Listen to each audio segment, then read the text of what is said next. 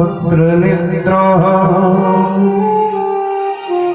येन तोया भारत तैलपूर्णा प्रज्वलितो ज्ञानमया प्रदीप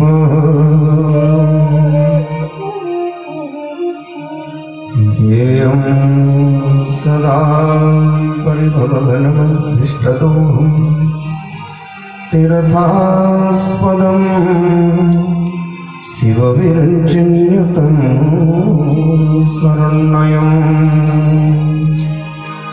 भृत्यार्त्यां प्रणतपाल भवावधिभूतं वन्दे महापुरुषते चरणारविन्दम्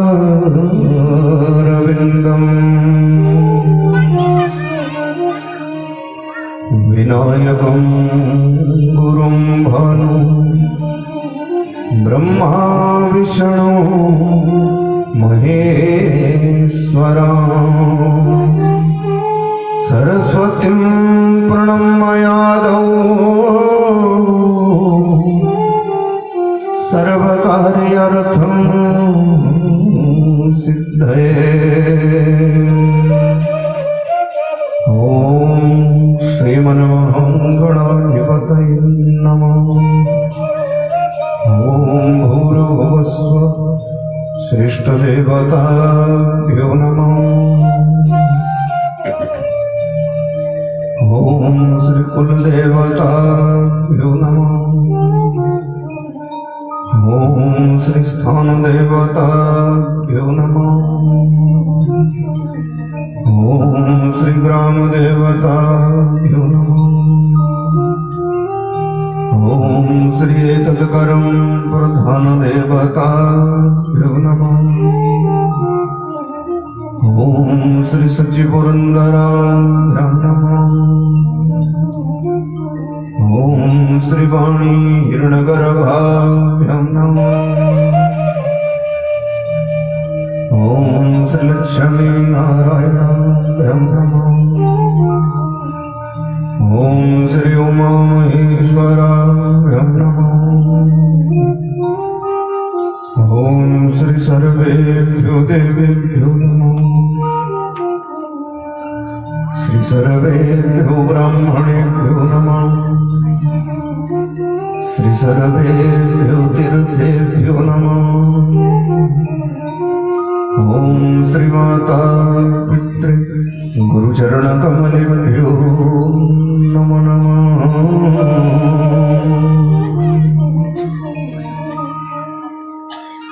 राधे राधे गोविंद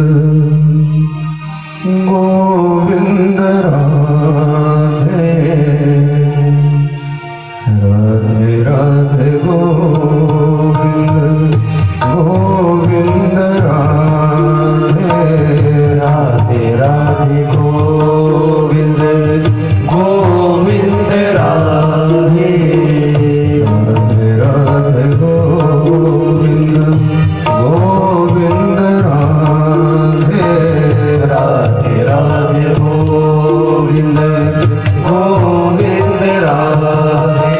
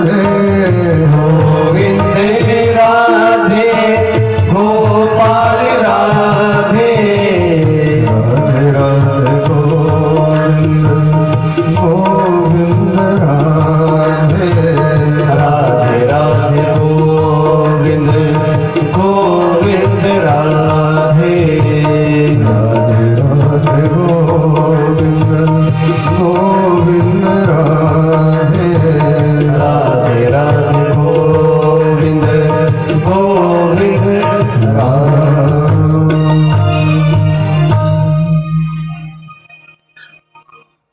परम सुदेया परात्पर अखिलेश्वर अकारण करुण वरुणार्य भगवांच्या कल्पतरू अखिल ब्रह्मांड नायक भगवान श्री कृष्ण की वंगमयी प्रतिमा श्रीमद्भागवत महापुराण वृंदावन बिहारी लाल निर्मल के ठाकुर दैवादिदैव भगवान शंकर आदिशक्ति जगत जननी मां भवानी इस क्षेत्र के समस्त देवी देवता गण परमादरणीय संत वृंद श्रद्धेय विद्युत मंडली सर्वाग्रगण्य विद्वान महानुभाव एवं तीर्थ तुल्य पावन पवित्र गृहवाटिका के पुण्य प्रांगण में ठाकुर जी की अपार कृपा श्रीमद् भागवती वार्ता की रसपान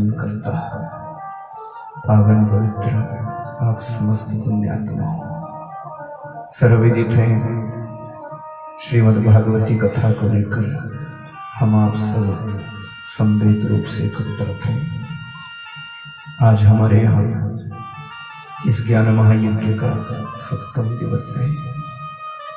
भगवान की अति कृपा का फल आइए परम पूज्य सदगुरुदेव भगवान को वंदन करके आज की इस दिव्य चर्चा को प्रारंभ करें। शोभायमान मंगलमय अपनी व्यासपीठ से इस दिव्य गाथा के रसपान हेतु आप सभी का हार्दिक अभिनंदन हार्दिक स्वागत है। कृष्णाय वासुदेवाय हरे परमात्मने प्रणत क्लेशनाशाय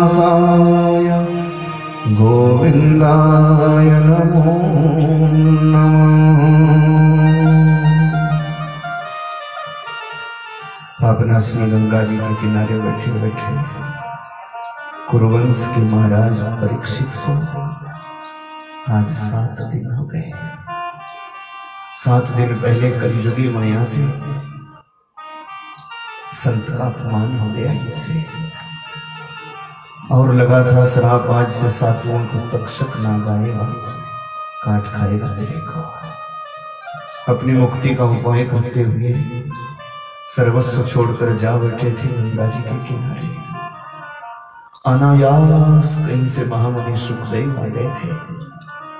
7 दिनों में कृष्ण कथा सुनाकर भगवान के दर्शनों का वादा किया था। तो तरह तरह की कथाएं सुनाई।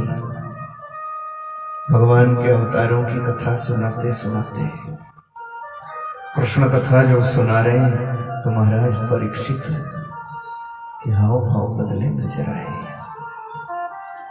और आज फिर परीक्षा की राजन कुछ खा पी लो जलपान कर लो तब सुनाऊं कथा। सावधान रहना। आज 7 दिन हो गए बैठे बैठे। कुछ और इच्छा है क्या? परीक्षित ने तपाक से जवाब दिया गुरुजी अब कोई इच्छा नहीं कोई लालसा नहीं। आपके मुखारविंद से कथा सुनते तो लगता है कि भगवान तो इधर ही है, पर आपने एक वादा किया है सो मुझ कर्महीन मुझ अभागे को मुझ संत के अपराधी को वो वादा पूरा कर दो। अब एक ही लालसा है और कुछ भी नहीं। बोले क्या? कि कृष्ण दर्शन लालसा। मुझे केवल भगवान के दर्शनों की लालसा है और कुछ भी नहीं गुरुजी। फिर ना कुछ सुनना ना कुछ करना। आप कृपा करो बस उनका दर्शन मिल जाए। सो प्रसन्न हुए महामुनि सुखदेव और सुनाना प्रारंभ किया। राजन 25 वर्ष की उम्र में भगवान बने द्वारिकाधीश का नाम सुनिए। 11 साल 3 महीने तक भगवान ने वृंदावन में लीला करी। 14 साल तक मथुरा में रह करके पृथ्वी का भार हल्का किया। जरासंध आदि का उद्धार किया। फिर द्वारिका बसाई राजधानी। 16,108 ब्याह भगवान के हुए। पूर्ण वैभव है द्वारिका में। बड़ा भारी खानदान है भगवान का। एक बात हमेशा याद रखो, जिसका खानदान लंबा चौड़ा होगा उस मुखिया को चैन कभी मुश्किल से मिलता नहीं मिलता। संसार है ना, संसरती गच्छती थी जो धीरे धीरे प्रसार होता जाए। अब 16,108 रानी है। सबसे भगवान को एक एका कन्या 10-10 वै पुत्रा। सबसे एक एक कन्या 10-10 पुत्र पैदा हुआ। अब इतना बड़ा खानदान है भगवान का। शाम को आप आराम से हिसाब करना कितनी संतान थी भगवान की। हजारों तो गुरुकुल है द्वारिका में बच्चों को पढ़ाने के लिए। लाखों अध्यापक हैं। पूछो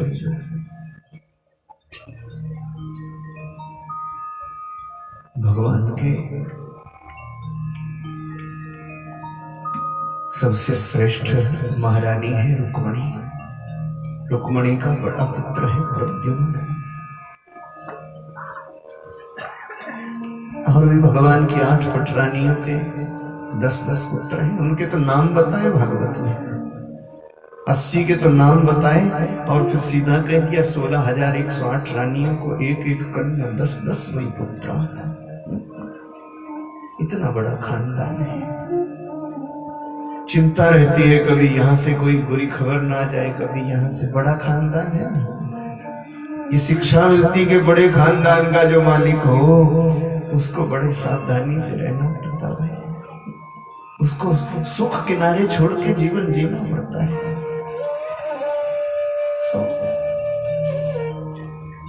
अक्रूर को भेजा था पांडवों की सुध लेने हस्तिनापुर। अक्रूर गए थे तो कुंती बुआ को बहुत कष्ट दे रहा परिवार। धृतराष्ट्र आदि की चपल बुद्धि, दुर्योधन आदि का छल कपट, बहुत दुखी है कुंती बुआ। सुखदेव कहते राजन तेरे पितामह की रक्षा करने को भगवान हस्तिनापुर पधारे थे। धृतराष्ट्र आदि को ज्ञान कराया कि भाई का हिस्सा कभी इंच भर भी दबाना नहीं चाहिए, बहुत खतरनाक होता। कहा माने कपटी दुर्योधन आदि। भगवान ने शांति दूत बन के इस कलह को शांत करने का प्रयास भी किया। फिर उनको खांडव बन दे दिया। भगवान की कृपा से वहां सब उर्वरा भूमि बनी, बड़े बड़े महल चौबारे। यज्ञ किया था पांडवों ने। युधिष्ठिर आदि ने सलाह की ये सब भगवान की कृपा से हुआ। राजसूय यज्ञ वही तो सबको बुलाया था। शिशुपाल भी पधारा। ये चेदीराज का पुत्र, भगवान की दूसरी बुआ का लड़का, पांडवों की मौसी का बेटा, सो भी आया था। ये पूर्व जन्म के भगवान के द्वारपाल थे जय विजय। सो भी पधारा था। पांडवों ने निर्णय किया जिस सभा में स्वयं भगवान द्वारिकाधीश हो, अग्र पूजा का तो प्रश्न ही नहीं होता।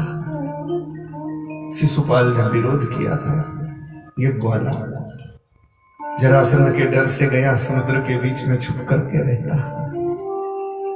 कोई नियम नहीं, कोई मर्यादा नहीं। किसी की बेटी को हरण करके लाया, किसी को शर्त जीत के लाया। कोई मुहूर्त नहीं, कोई नियम नहीं। और इसको कहते अग्र पूजा का अधिकारी। पहली पूजा इसकी नहीं होनी चाहिए। तो भगवान ने जो ही भीम अर्जुन आदि इसको मारने दौड़े, भगवान ने मना किया।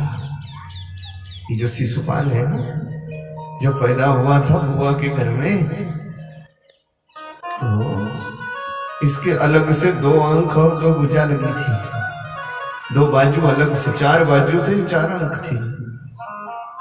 संतों से पूछा ये तो कैसा बालक पैदा हुआ? संतों ने कहा घबराओ ना, जिसके देखने से ये फालतू के बाजू और आंख गिर जाए ना, उसी के हाथ से ये मरेगा। तब तो पूरी भीड़ को बुलाया था, सब आए दर्शन करने। भाई ना आंख मिटे ना बाजू कटे। और फिर भगवान की तो ये बुआ थी। अब मामा के पक्ष को भी तो जाना होता, जब बधाई करने को। वसुदेवादी भी गए थे, जानबूझ करके भगवान इस कक्ष में नहीं आते, क्योंकि मैं देखूंगा तो पोल खुल जाएगी। पर बुआ ने जबरदस्ती की थी, कृष्ण नहीं आ रहा देखने को, कृष्ण नहीं आ रहा देखने को। तो भगवान गए थे बालक को देखने, और भगवान के देखते ही इसकी 2 आंख भी झड़ गई, और 2 जो बाजू थी अलग से वो भी। फिर तो बुआ इसके चरणों में गिर गई, कन्हैया कन्हैया माफ कर दे, माफ कर दे, तू वादा कर मेरे पुत्र को मारेगा नहीं। भगवान ने कहा बुआ, विधि का विधान कौन डाल सकता, पर अगर तू ऐसे कह ही रही तो मैं वादा करता हूं, इसके 100 पाप माफ करूंगा, इससे 1 भी ज्यादा बढ़ेगा तो कभी छोड़ूंगा नहीं। बुआ ने भी सोचा कहां रहेंगे हम, कहां रहेगा गोपाल, क्यों 100 पाप करेगा, चलो 1-2 कर। आज भगवान की मर्जी, विधि का विधान। शिशुपाल तो अड़ गया भाई मौसी के घर में कि इस ग्वाले का पहला पूजन क्यों भला, शर्म नहीं आती। जान बजा करके भागा तो भीम से अर्जुन मारने दौड़े, भगवान ने रोक लिया। स्वामी पता नहीं क्या क्या बोलता गया। भगवान बैठे बैठे पांव के अंगूठे से 1-1 रेखा खींचते गए। जब ये थक गया ना गाली गलौज कर करके, तो भगवान ने उल्टी तरफ से गिनना शुरू किया उन रेखाओं को, और जहां पर 100 पूरे हुए वहीं पर सुदर्शन चक्र का आह्वान कर लिया। बस कि गोप्य कामान भयाद कंसो। पर सुखदेव कहते राजन, एक बात तो पक्की है, भगवान के हाथ से चाहे कैसे भी मरो। गोपियों ने काम भाव से भजा, यद्यपि उनका काम पारमार्थिक था, पर गोपियों का भी उद्धार हुआ। कंस ने डर के मारे भजा, उसका भी उद्धार हुआ। शिशुपाल को देखो, शिशुपाल गाली पर गाली देता गया, ज्योति निकली थी उसके हृदय से और भगवान के चरणों में समाती हुई सबको दिखाई दी। बोले कृष्ण भगवान की जय। राजसूय यज्ञ होया, समझाया, पर शिशुपाल का एक मित्र था दंतवक्र, वही भगवान का द्वारपाल विजय। पहले हिरण्यकश्यप था, पहले कुंभकर्ण था, सो भी टूट पड़ा अपने मित्र की मौत का बदला लेने के लिए। भगवान ने उसका भी उद्धार किया। शिशुपाल दंतवक्र को मार के अपने 3 द्वारपालों का 3 जन्मों का श्राप खत्म किया, और समझा करके पांडवों को भगवान द्वारिका आ गए। द्वारिका में बड़ा वैभव है, गौ सेवा रोज होती, सुदामा आदि की कथा है। भगवान तो अंतरात्मा देखते हैं, अंतरात्मा जिसकी पवित्र है उसको भगवान अपना लेते। समय चलता गया और इधर से धर्मराज युधिष्ठिर को दांव घात में लिया। फिर से दुर्योधन आदि ने, सुखदेव कहते राजन, तेरे बुजुर्गों को जुए की चाल में फंसा लिया और जुए के खेल में शकुनी ने कपटपूर्ण पासा फेंका तो हार गए पांडव भाई।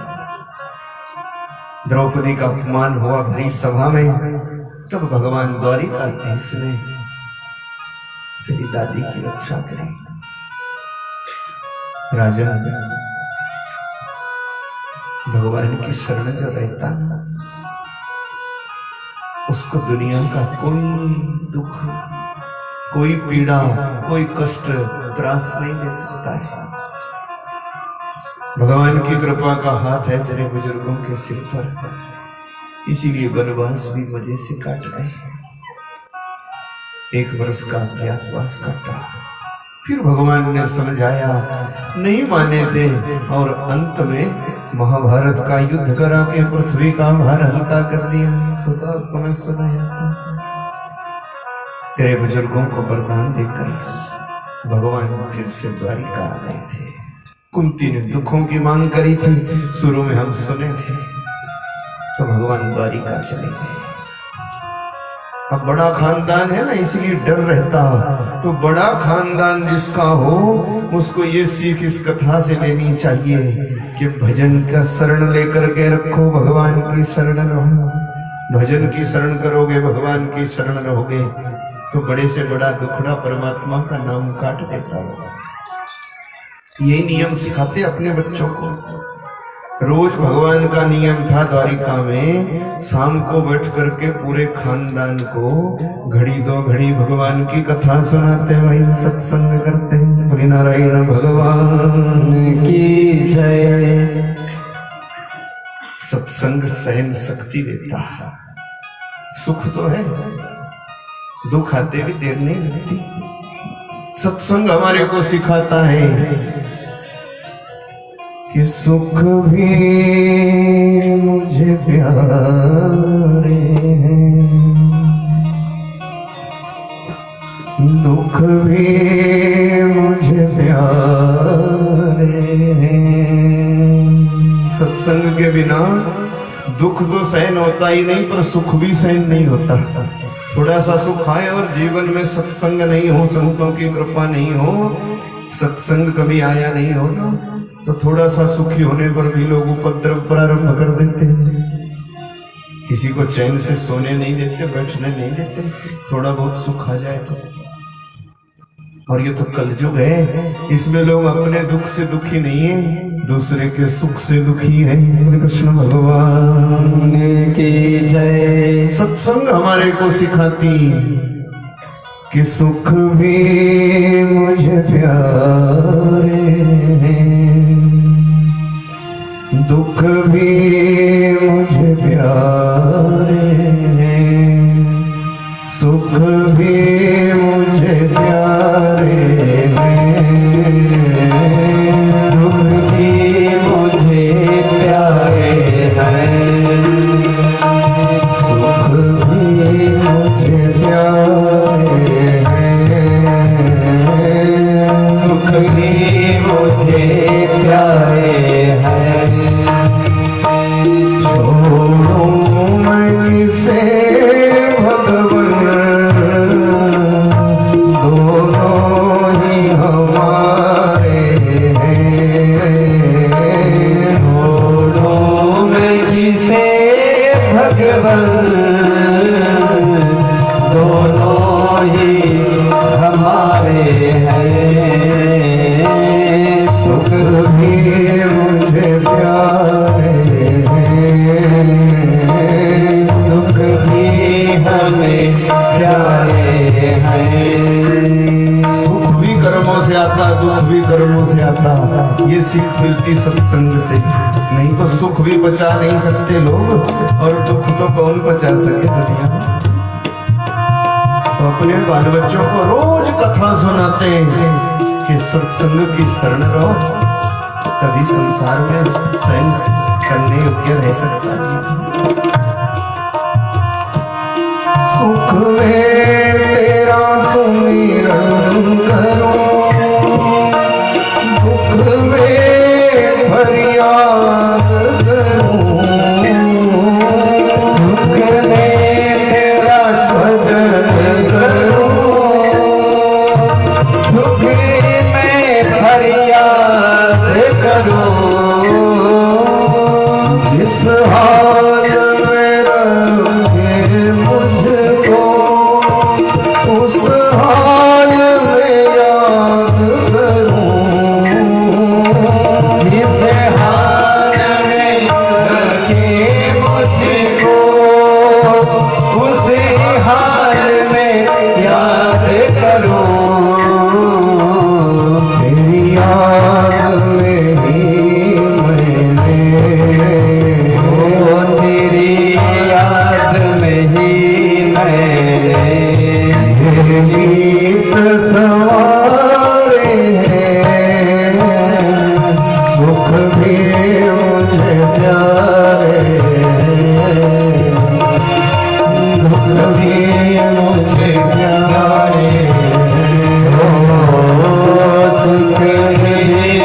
प्यारे हैं,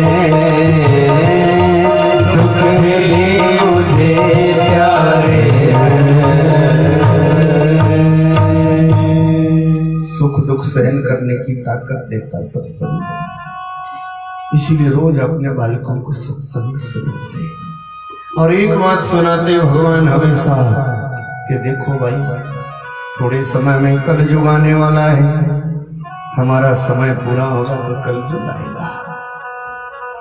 और सुनो, एक बात याद रखना बेटा, कल युग में जिस किसी का भी उद्धार होगा संत कृपा से होगा, और कभी भूल करके भी आपसे कुछ भी हो जाए पर संत का अपमान कभी मत करना। संत सताए तीनों जाए, तेज बल और बंस।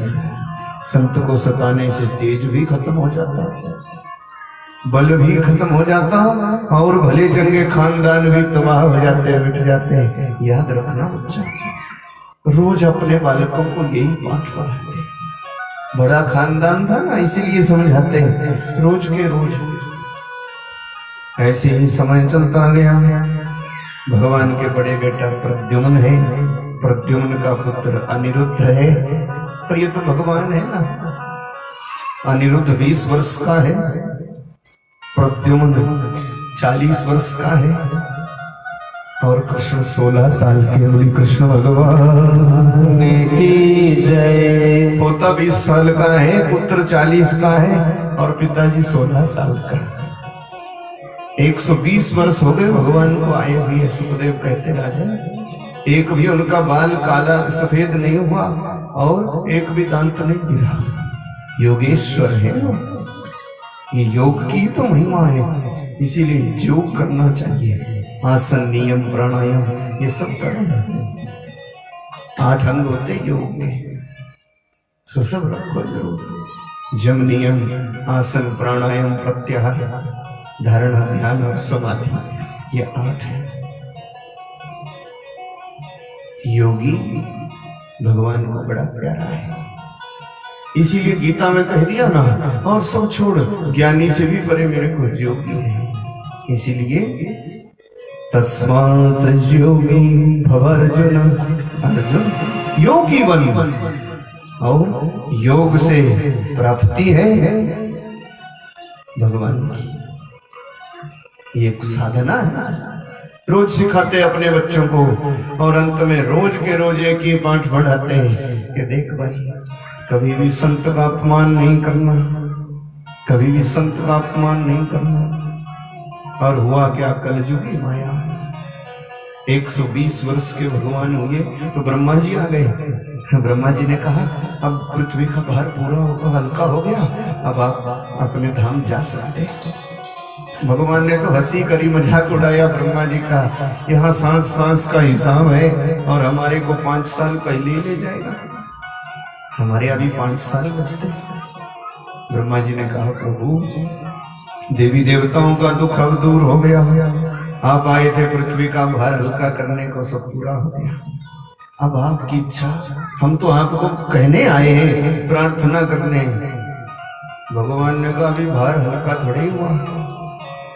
ब्रह्मा जी ने कहा अब क्या भार रह गया, 8 दिन से ही तो आपने शुरू कर दिया, पूतना से लेके कितने तो आपने वृंदावन में ही खत्म कर दिए। जो भार था धरती पर, कमी रही थी सो मथुरा में जरासंध आदि की सेना कंस आदि को मार के जो कमी रही थी सो आपने महाभारत के युद्ध में पूरी कर दी। अब बचाई क्या, पृथ्वी का भार तो हल्का हो ही गया, अब देवी देवता सुखी हैं। भगवान ने कहा ब्रह्मन आप नहीं जानते, जिसका खानदान लंबा चौड़ा होता वो कितना दुखी है, उस पर कितना बोझ है, आप क्या जाने। यही तो ज्ञान की बात है। हमारा खानदान है लंबा चौड़ा, और हमारे को डर है कि हमारे जाने के बाद कहीं इस खानदान के कारण ही धब्बा ना लगे, कलंक ना लगे, क्या पता ये खानदान। और कभी कभी ऐसा होता ना, किसी प्रतिष्ठित बुजुर्ग की आड़ में उसके नाम को लेकर के ना बाल बच्चे उपद्रव करना प्रारंभ कर दें, ऐसा क्या भरोसा। क्योंकि डर तो है किसी और का, और उपद्रव कर रहा छोटा मोटा।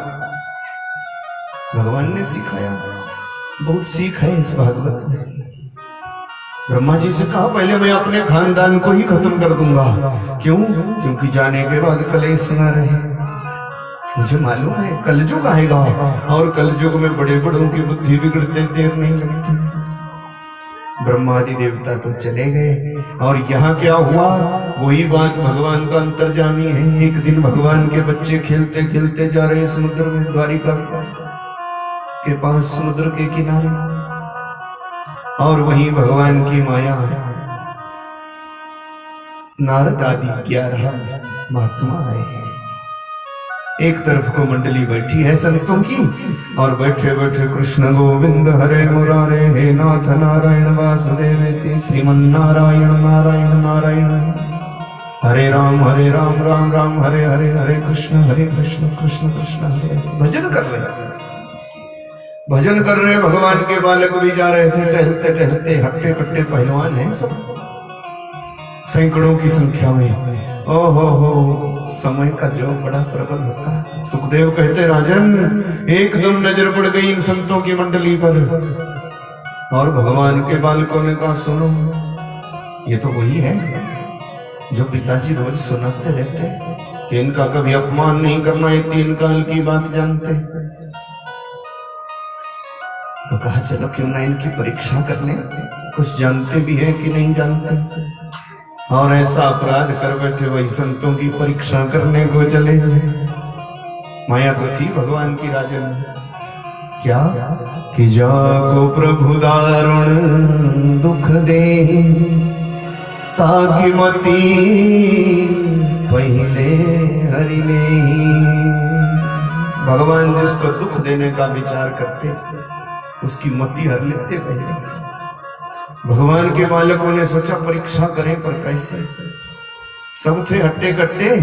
एक जाम्बती नाम की भारजा है भगवान की, उसका बेटा है पतली हड्डी का। कुछ लोग होते ना ऐसे, पूरी जिंदगी भर कोरे ही रहते हैं, और कुछ ऐसे सो बचपन से ही तगड़े होते हैं। कोरी जमात मेरे पास है। नारायण भगवान की जय। अब आप लोग क्यों देख रहे हैं? सब मेरे पंडित जी को देख रहे हैं। सबकी नजर में कोरी हड्डी कहाँ, तो सबकी नजर इधर से।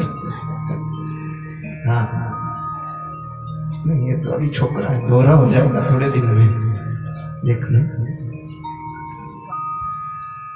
और हरियाणा की बर्फी लग गई 2-4 बार, तो पूछो ही नारायण भगवान की जय। पर हम अब ऐसे ही रहने वाले हैं। सो महाराज सब थे हट्टे कट्टे, और एक था कि सांब जाम्बती सुतो, जाम्बती का पुत्र सांब। बालकों ने क्या परीक्षा की पूछो ना। सुखदेव कहते राजन कहीं से साड़ी ले आए, और इस सांब को साड़ी पहना दी, संतों के पास ले गए और कहने लगे सुनो, हमारे पिताजी रोज कहते हैं आप 3 काल की बात जानते हैं, आप ज्ञानी महात्मा हैं, सो हम आपसे प्रार्थना करते, ये हमारी भाभी जी है, गर्भवती है बेचारी, वो लोग क्या पैदा करेगी। ऐसा अपराध किया भगवान के बालकों। समय का कभी विश्वास न करो। सो महाराज संतों को तो बड़ा अचंभा हुआ, ये भगवान की औलाद ऐसी उदंड हो गई जो संत का अपमान करने लग गई। कुछ नहीं कहा संतों ने, भजन करते रहे। संतों की महिमा निराली होती। फिर दूसरी बार कहने लगे सुनो, हम आप ही से पूछ रहे महाराज, ये हमारी भाभी जी क्या पैदा करें। संतों ने एक दूसरे को देखा, ये भगवान के ही बालक है। सबने कहा ये कृष्ण के कुमार हैं। ऐसे उदंड फिर भी नजर फेर ली, क्योंकि भगवान का भगवान है ना। कभी कभी किसी बुजुर्ग की आड़ में ना हम बच जाते कई जगह, पर फिर भी अपराध नहीं छोड़ते तो कितने बचोगे। सो महाराज तीसरी बार फिर कहा, और आपस में एक दूसरे से कहने लगे, हंसी ठाका करते करते, यारा सुनो, पिताजी को तो कुछ काम है नहीं, सो रोज के रोज हमारे को घेर करके रखते कि संत का अपमान नहीं करना, संत भगवान होते। काहे के भगवान यार कुछ नहीं जानते, चलो ना यहाँ से। अगर जानते हो तो बोलो, ये हमारी भाभी जी क्या पैदा करेंगे। और सुखदेव कहते, राजा समय ने खाया पलटा, संतों को आया क्रोध, दुर्वासादि मुनियों ने एक स्वर में श्राप दे दिया, एवं प्रलबधा मुनया तानुचो कुपिता नृपा कि जनिष्यति वो मुसला मंदा कुलनासनम। श्राप देते तुम्हारे बार बार करे, क्या पैदा करेगी, क्या पैदा करेगी। जाओ दुष्टों, ये ऐसा मुसल पैदा करेगी कि तुम्हारे कुल का सत्यानाश हो जाएगा। कृष्ण भगवान की जय। ऐसा श्राप लगा। और भगवान के बालक ध्यान से सुनना, उड़ता उड़ता सुनाते ना लोग, अंत में चलते चलते फिर समझ में नहीं आता। मैं आपको समझा दूं कि भागवत की पूर्णाहुति कहाँ है। सहो कहा, ऐसा मुसल पैदा करेगी तुम्हारे कुल का सत्यानाश हो जाएगा।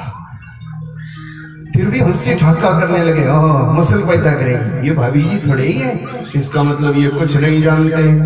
कुछ दूर पर गए भगवान के बालक, जब पेट पर से कपड़े की पोटली निकाली तो अचंभा हो गया, हाथ भर का लोहे का मुसल निकला भाई।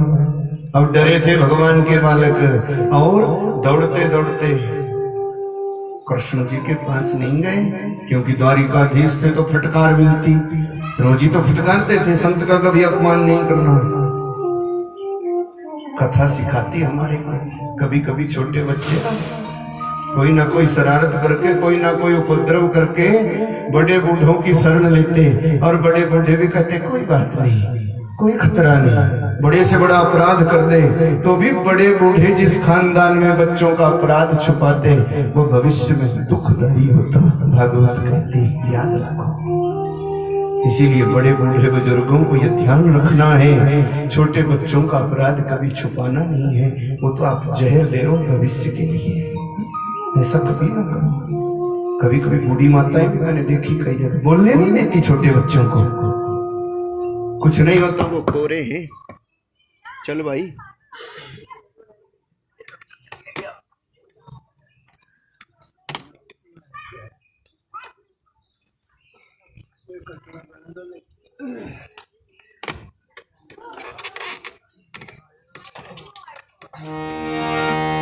श्रीमन नारायण नारायण नारायण, श्रीमन नारायण नारायण नारायण,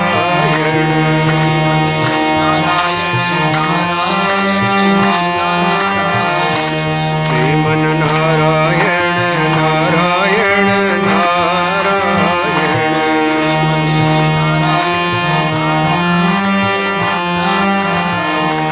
श्रीमन नारायण नारायण नारायण,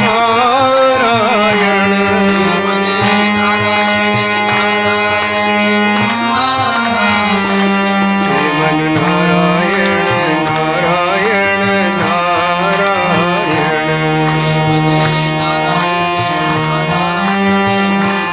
नारायण नारायण, श्रीमन नारायण नारायण नारायण,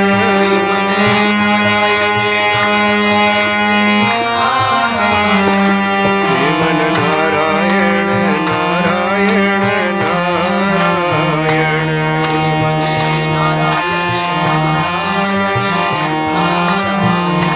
श्रीमन नारायण नारायण नारायण,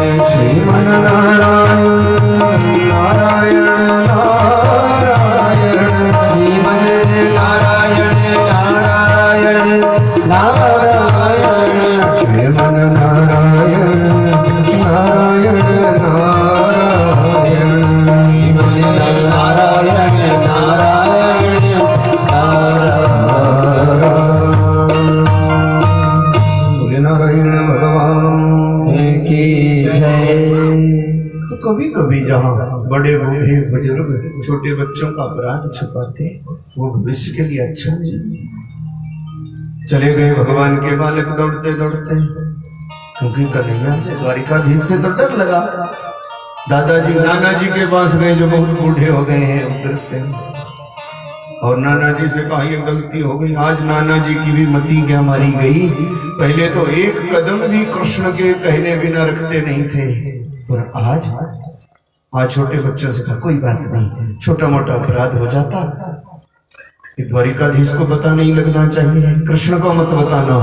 2-4 सेवकों को बुलाया और उनसे कहा सुनो, किसी को भी कानो कान खबर नहीं, इस मुसल को ले जाओ समुद्र के रेत में घिस घिस के खत्म कर दो। तो भाई बेच दिया। क्या अकल नहीं रही। भगवान से पूछते थे सब कुछ, पर जब कोई बड़ा दुख आने वाला हो तो भगवान की याद ही भूल जाती है।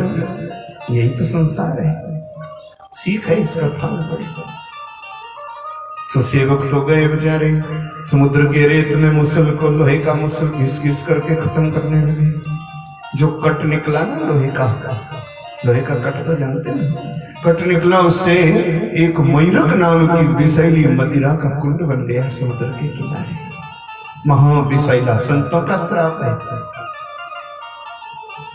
जो लोहे के कण निकले छोटे छोटे, कोई घिसते घिसते उनसे इरकाना की विषैली घास पैदा हो गई समुद्र के किनारे। एक टुकड़ा बचा था बाद में, तो सेवकों ने चुपचाप फेंक दिया समुद्र में। आ गए और कह दिया नाना जी सब काम हो गया, किसी को भी खबर नहीं करना, सब शांत हो गया।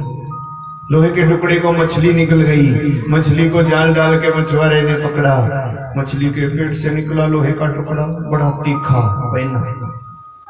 देखा ये क्या होगा, शिकार करने के काम आएगा। ये जरा नाम का व्याध था जी, मछुआरा, उसने अपने बाण की नोक में लगा लिया कि शिकार करने को काम आएगा। समय चलता गया, भगवान को आए हुए जब 124 वर्ष और 9 महीने हुए, 3 महीने जब बच गए भगवान के ना, तब द्वारिका में बड़े भारी अपशकुन होने लगे। पहले संत लोग आते थे, भजन करते, भगवान के संग चर्चा करते, पर पता नहीं क्या बुरा समय आया कि द्वारिका में संतों का आना जाना ही बंद हो गया। कभी ध्यान रखो, आपके नगर में संतों की आवाज आई बंद हो जाए तो समझ लो अब सत्यानाश होने वाला है। और संत जिस क्षेत्र में, जिस इलाके में, जिस गांव में, जिस घर में पधारते रहते, वो धन्य धन्य होता है। उनके तो चरण पड़ने से ही बड़े बड़े कलेश कट जाते हैं। महाराज आप बड़े भागी हैं, संतों का आना जाना आपके गांव में लगा रहता है। और प्रभु करे ये अनवरत रहे, कभी भी संतों का आवागमन आपके यहाँ कम ना हो। अपनी व्यासपीठ से मैं भगवान से प्रार्थना करूं, संतों का आवागमन लगा रहे, क्योंकि संत जहां पधारते रहते वो जगह तीर्थ होती जाती। और वस्तां पापनाशनं तदगृहं तीर्थरूपं, वो घर, वो इलाका तीर्थ तुल्य होता है जहाँ संतों का आवाजाना लगा रहे हैं। संतों का आना जाना बंद हो गया द्वारिका में। अब सुकून होते, पुरुषों की बाई भुजा फड़कती, माताओं की दाहिनी, सबको अब सुकून, डर लगता। और उग्रसेन को उदासी लगी जी द्वारिका में। इतने उदास हो गए, ना दिन को चैन, ना रात को नींद आए, ना भूख लगे, ना प्यास हो, इतने दुखी हो गए पूछो ही नहीं। मन में एक ही घटना याद आती, हमारे बच्चों ने संत का अपमान किया था, हमारे बच्चों ने संत का अपमान किया था। इससे दुखी हो गए उग्रसेन, और जानबूझ करके भगवान को तो बताना नहीं चाहते, नहीं तो कन्हैया क्या कहेगा। अति दुखी जब हो गए, दुखी हो गए, तो आज गए थे नाना जी के, आज गए द्वारिकाधीश के पास। नाना जी कहने लगे कृष्ण बेटा एक बात कहनी थी। नाना जी क्या बात? बहुत उदासी लगती है पुत्र, द्वारिका में एक पल को भी मन नहीं लगता, लगता है यहाँ से भाग जाएं, लगता है ना तो भूख है, न प्यास है, न चैन, न नींद। भगवान ने मुस्कुराते मुस्कुराते कहा, नाना जी ऐसा तो उसी को होता है जिससे कोई संत का अपराध हो जाए, जिस खानदान को किसी महापुरुष का श्राप लग जाए उसी को उदासी लगती है।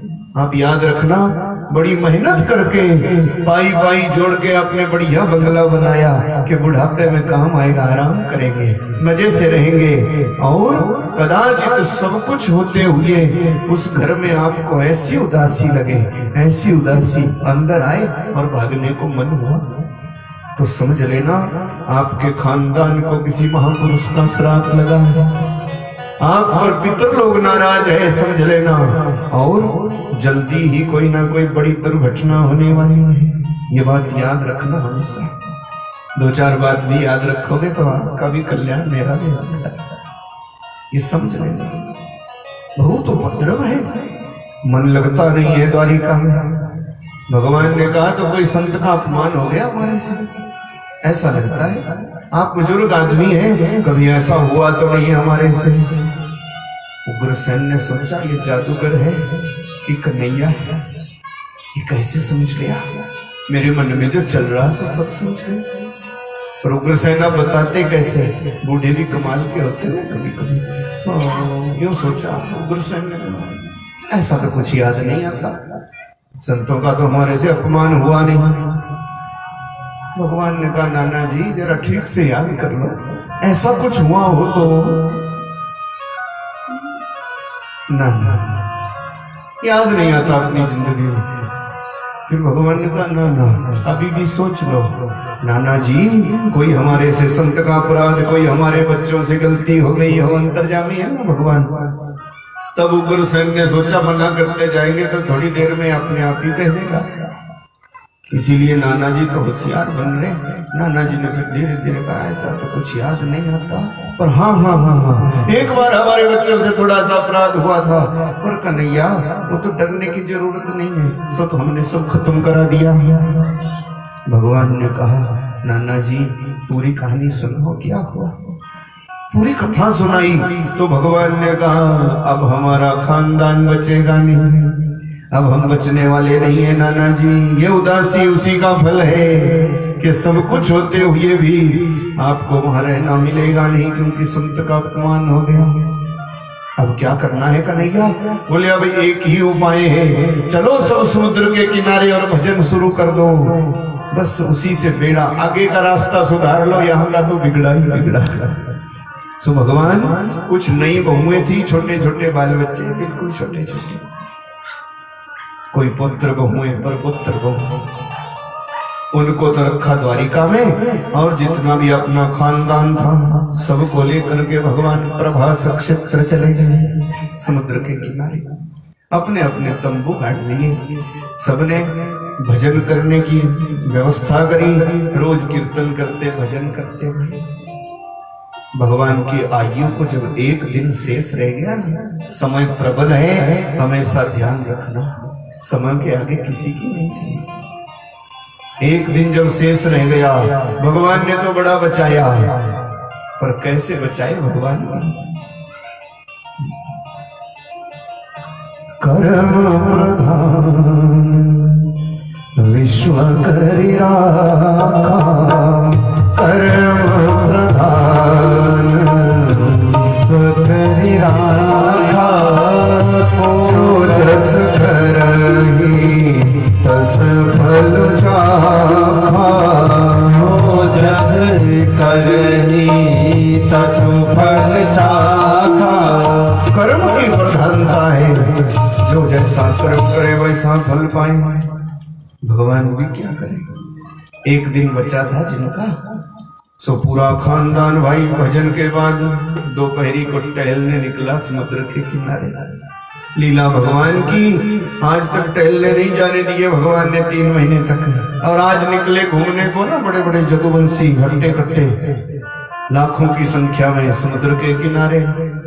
तो हुई भगवान की प्रेरणा कैसी कि प्यास लगाई सबको, भाई प्यास लगी और समुद्र का जल है खारा, पिएंगे क्या? तो ढूंढते ढूंढते कुछ जदुवंशियों की नजर पई, उधर है जल का कुंड, और कि पानम मय्यरकम। तो सुखदेव कहते राजन, गलती से वही मयूरक नाम की मदिरा पी गए जो लोहे के कट से पैदा हुई थी। और फिर क्या उन्मत्त माने पागल हो गए, सबके सब पागलों जैसी बात करने लगे। कोई कहने लगा तेरे पास है ही क्या, कोई कहने लगा तेरे को जानता कौन है।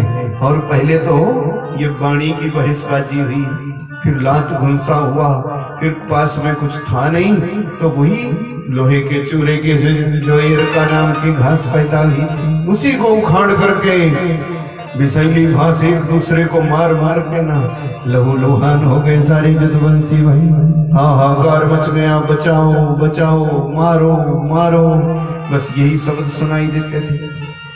समुद्र का किनारा गूंज उठा, सब के सब लड़कट करके मर गए, कोई बचा नहीं, किसी को बचने नहीं दिया।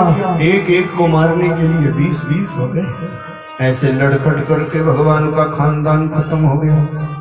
सुखदेव कहते राजन कि चतुपंचवशेष का 10-50 बच्चे होंगे, सो भाग गए जान बचा करके। बस जो भाग गए उनसे ही तो ये यदु की जाति रह गई, उससे तो यादव हो गए, नहीं तो मिट गया वंश खानदान। ये भगवान का वंश है, जो यादव है ना भगवान का वंश। 10-50 बच्चे सो भाग गए वहां। और ये नरसंहार देखा, ये संकट अपने खानदान पर देखा तो उग्रसेन को भी डर लगा। भगवान का किया ध्यान और आसन जमाया समुद्र के किनारे। सो भगवान का ध्यान करते करते इनके भी प्राण निकल गए। वसुदेव देवकी मुख्य जो थे उन सब ने समाधि लगाई, अपने खानदान का संहार देखा। सबका हृदय गति रुकने से देहांत हो गया, मानो सबको अटैक आ गया। जब इतना लाखों करोड़ों एक पल में खत्म हो गए सब के सब। बलराम ने भी देखा कि अब लीला पूरी करना चाहते का नहीं गया, इसीलिए तो ये सब किया। अपना खानदान खत्म कर लिया के बाद में धब्बा ना लगे, उपद्रव ना करें। ये तो शेषनाग के अवतार है। इन्होंने भी ध्यान लगाया, समुद्र के किनारे अपने असली रूप में आए और समुद्र में चले गए, अपनी लीला समाप्त कर ली।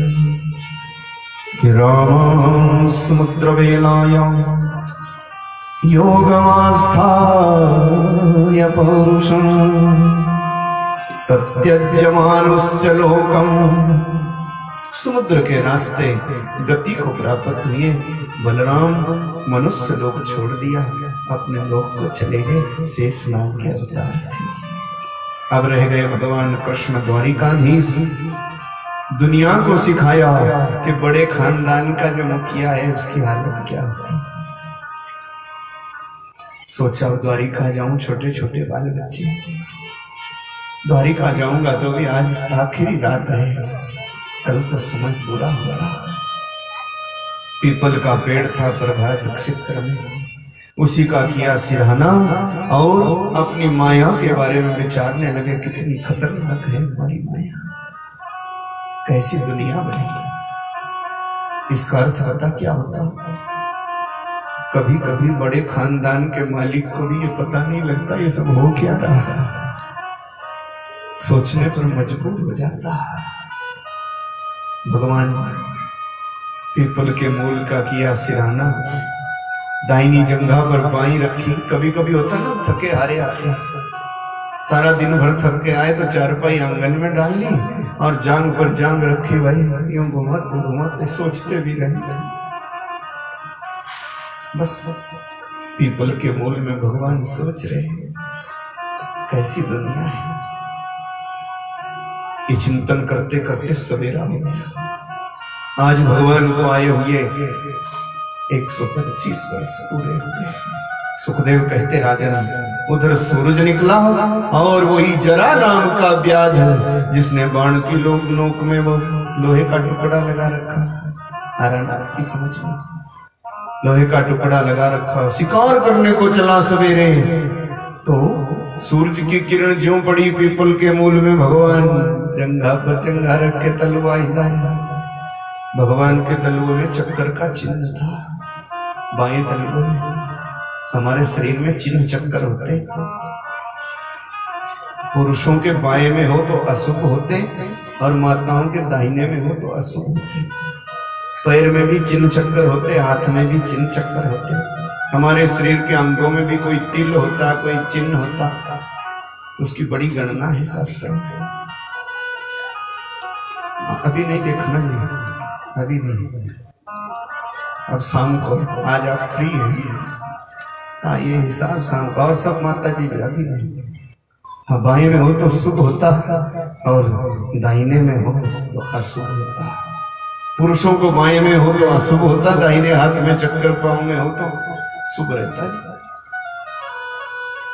सो महाराज हाँ अब रात को माता जी से दिखाना, हाथ धो के बढ़िया, पैर धो के यूं करना, देखो सो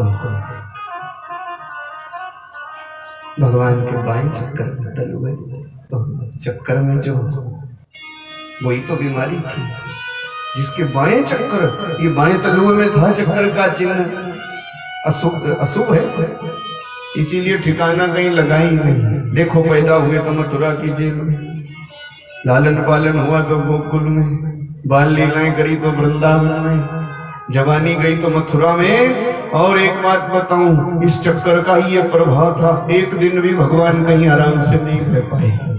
यही तो चक्कर है, ये चक्कर समझते ना, बस ये चक्कर जिसको पड़ गया वो खराब है। नारायण भगवान की जय। और इस चक्कर को काटने के लिए और कोई नहीं है, केवल एक ही है चक्करधारी, नारायण भगवान की जय। इसलिए भजन नियम से किया करो, ये बड़े बड़े चक्करों को काट देता, बड़े बड़े चक्करों से बचा लेता है। एक दिन भी चैन का नहीं आया। मथुरा में देखो रोज का रोज लड़ाई झगड़ा। भगवान जागते बाद में थे, पहले कोई शत्रु चढ़ जाता था आके। दुनिया को सिखाया जिसका खानदान बड़ा हो उसको चैन थोड़ी। फिर द्वारिका बनाई थी राजधानी के, चलो बुढ़ापा में काम आएगी। मरने को वो भी नसीब नहीं हुई, भगवान की मौत नहीं होती, ये ध्यान रखना। पर दुनिया को सिखाने के लिए वो मौत वो भी स्वीकार कर लेते हैं कि सीखो, बस यही जमाना है। सो महाराज सवेरे ही जो चक्कर चमका, चक्कर में चमक थी भगवान के तलुआ, चमका चक्कर दूर से और भगवान धीरे धीरे तलुआ हिला रहे हैं। जरा व्याध ने सोचा तो हिरण बैठा होगा, आंख चमक रही होगी उसकी, सूरज की किरण पड़ी है, और दूर से ही बाण छोड़ दिया। वही बाण जिसमें लोहे का टुकड़ा लगा रखा, जो संतों के श्राप से मुसल पैदा हुआ। दूर से बाण आया, भगवान चिंतन कर रहे, और बाण भगवान के बाएं चक्कर में जो तलुए में चक्कर था उसी में जाकर के लगा। चीख निकल गई कन्हैया की, छटपटाए भगवान, ओहो ये क्या हो गया। चबूतरे से गिरे, उतने में जरा व्याध दौड़ता दौड़ता गया, शिकार हाथ लग गया, शिकार हाथ लग गया, शिकार हाथ लग गया। पर जब पास में आया तो चक्कर खा गया, होश उड़ गए, फूट फूट करके रोने लगा। ये क्या अनर्थ हो गया, क्या अनर्थ हो गया।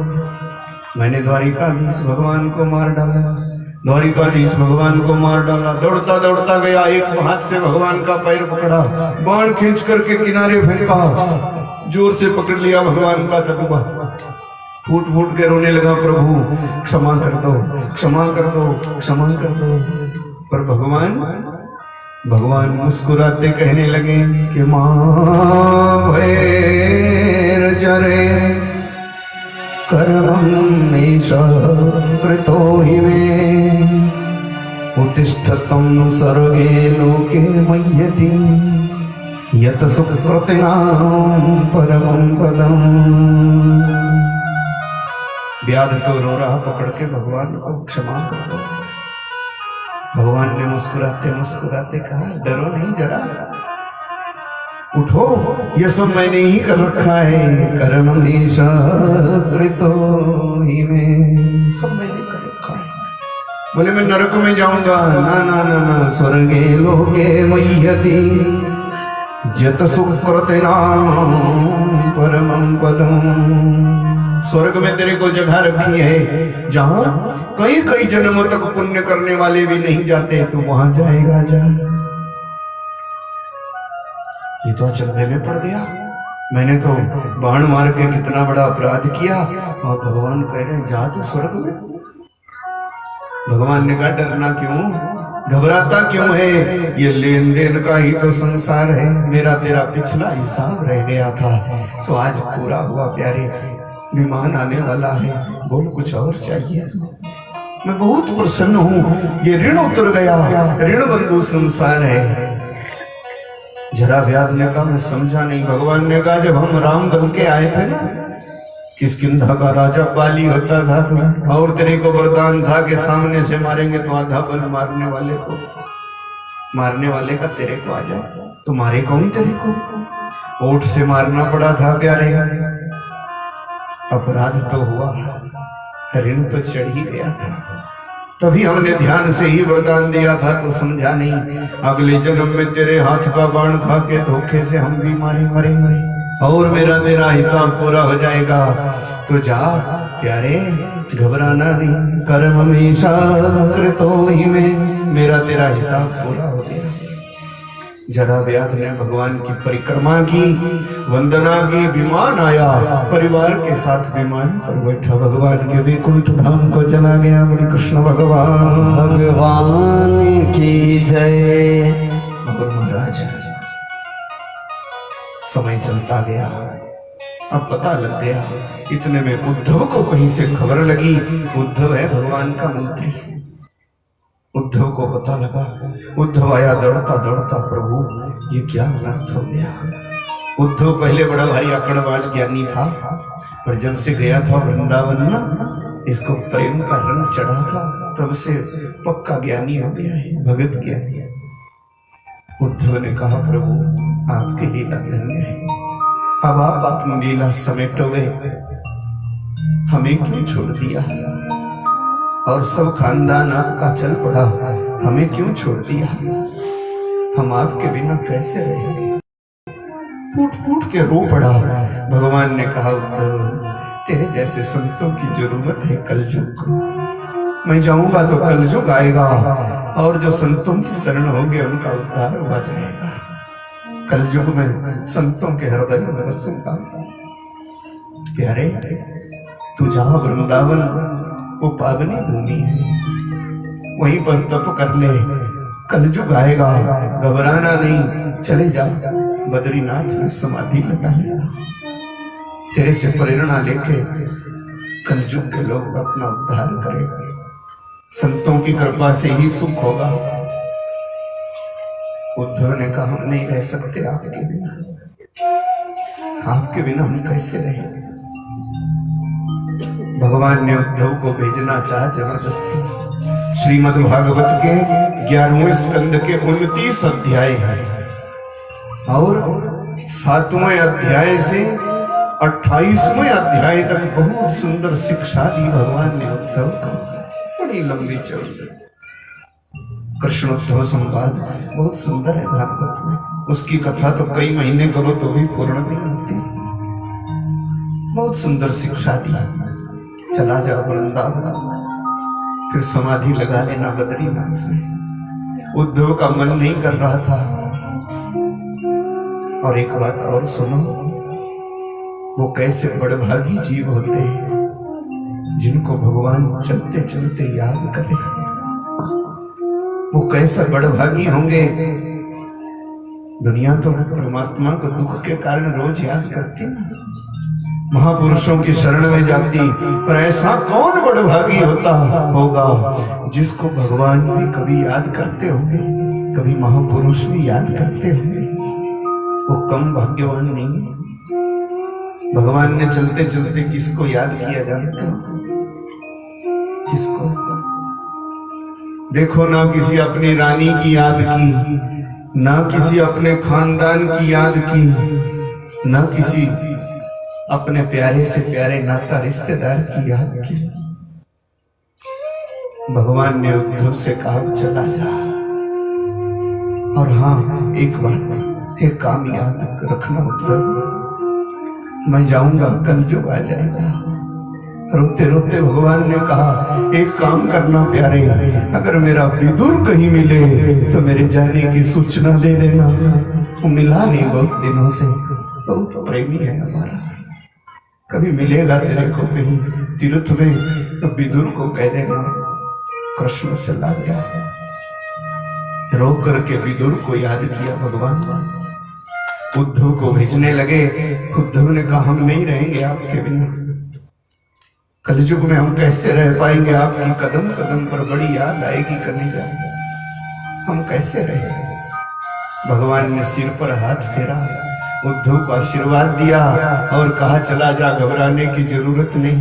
सुन, कलयुग में मेरी याद आएगा तो भागवत पढ़ लिया करना। बोली भागवत भगवान की जय। कलयुग में मैं भागवत में रहूंगा और जो शरण में आएंगे उन सब का सुनने सुनाने वालों का उद्धार कर दिया करूंगा। कि तेने अयं वांगमयी मूर्तिं प्रत्यक्षा वर्तते हरे, सेवनात् श्रवणात् पठनात् दर्शनात् पापनाशिनी। ये जो श्रीमद् भागवत है, ये छोटा मोटा ग्रंथ नहीं है, साक्षात भगवान की प्रतिमा है। और पढ़ने से तो बेड़ा पार करती ही करती, सुनने से तो कल्याण करती ही करती। सुनो, भगवान स्वयं कह गए, ये तो दर्शन से भी कल्याण कर देने वाली है। तो बोली भागवत भगवान की जय। उद्धव को कहा, मेरी याद आए तो भागवत पढ़ लिया कर। उद्धव चला गया, पहले वृंदावन गया, वृंदावन के लता पत्तों में कई दिनों तक समाधि की और फिर विदुर को ज्ञान कराने के लिए चला गया था गंगा जी के किनारे। फिर विदुर मिले थे, विदुर उद्धव संवाद भी सुंदर है भागवत में। फिर विदुर को भगवान के जाने की सूचना दी थी और हिमालय में जाके समाधि कर ली। वो तो बाद की कथा है, पर यहाँ भेज दिया उद्धव को भगवान ने। इतने में अर्जुन आ गया, दौड़ा दौड़ा। अर्जुन को भी पता लगा कहीं से भगवान पड़े थे प्रभास क्षेत्र में और कोई साथी संगी नहीं है। अर्जुन आया पर पूछो ही ना, अर्जुन तो तम तुम्हारा क्रोध में। अर्जुन ने ना प्रणाम किया, पूछो ही ना। अर्जुन ने कहा, केशव पहले ये बोलो, आपको बाण किसने मारा। भगवान ने कहा, भगवान ने कहा, जो हो गया सो हो गया। होनी प्रबल है अर्जुन, समय सबका आता है। पर अर्जुन कहाँ सुने महाराज। अर्जुन ने कहा, अच्छा क्यों छुपा रहे हो, ये अपराध किसने किया बताओ जरा, उसको मैं जिंदा नहीं छोड़ूंगा। भगवान ने कहा, यहाँ कौन किसको मार सकता है। गीता का भी उपदेश भूल गया आज अर्जुन, ऐसा क्रोध कर गया पूछो ही। भगवान ने कहा, तो रहने देना, अब समय पूरा हो रहा, हम चलेंगे भाई, समय तो पूरा होता ही है। अर्जुन ने कहा, नहीं नहीं, पहले बोलो तो सही, 3 लोक में कहीं भी छुपा होगा आपका अपराधी, उसको जिंदा नहीं छोड़ेंगे। भगवान ने कहा, उसका कोई क्या बिगाड़ सकता। अर्जुन ने कहा, इसका मतलब आपको मेरा भरोसा नहीं रहा, मेरे को नहीं जानते। एक बाण छोड़ता था कुरुक्षेत्र में 50 करोड़ बाण बन जाते थे, मालूम है, भूल गए क्या। दुनिया का नंबर 1 धनुर्धारी, तो छाती पीट पीट करके बार बार कह रहा, दुनिया का नंबर 1 धनुर्धारी कह रहा, केशव आपको बाण मारने वाला है कौन, जरा एक बार बताओ तो सही। कहीं भी होगा त्रिलोकी में ढूंढ करके ले आऊंगा, छोड़ूंगा नहीं उसको। बड़ा मनाया भगवान ने, पर अर्जुन नहीं माने। मालूम नहीं है, कुरुक्षेत्र में एक बाण छोड़ता था 50 करोड़ बाण बन जाते थे। भगवान मन ही मन सोच रहे, बाप दादा चाचा मौसा नाना को देख के तो मरने लग गया था कि मेरे चाचा बाबा मौसा नाना, नहीं मारूंगा नहीं मारूंगा। बड़ी मुश्किल से तो खड़ा किया था युद्ध करने को, सो भूल गए। 50 करोड़ बाण बनते थे। भगवान को हंसी आ गई, सारथी तो हम ही थे, क्या भगवान को मालूम? बहुत समझाया, अर्जुन माना नहीं। अर्जुन ने कहा बोलो तो सही, बाण मारा किसने, उसको जिंदा नहीं छोड़ेंगे। भगवान की आंख में आंसू आ गए। भगवान ने सोचा समय कितना प्रबल है, अर्जुन से तो ये कतई उम्मीद नहीं थी, इसीलिए अपना खानदान तबाह किया कि कल को ये घमंडी ना हो जाए, अहंकारी ना हो जाए। और क्या पता था कि ये रोग अर्जुन को लगेगा। अर्जुन बीमार हो गया, ये बीमारी अर्जुन को लगेगी घमंड की। तो भगवान ने सोचा मेरे जाने के बाद खानदान तो खत्म किया इस डर से, पर ये जरूर उपद्रव करेगा, इसीलिए पहले उसको भी सजा देनी चाहिए, इसका घमंड भी चूर कर देना चाहिए। याद रखना, घमंड भगवान किसी का भी नहीं रखते।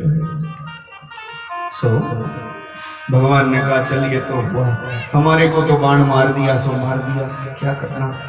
पर एक काम कर, हम मेरे को चले जाना है और मेरे जाते ही द्वारिका समुद्र में डूब जाएंगे। सो हमारे कुछ बाल बच्चे रह गए द्वारिका में, उनको ले जा। क्या बोल गया? क्या बोल गया? मैं गया,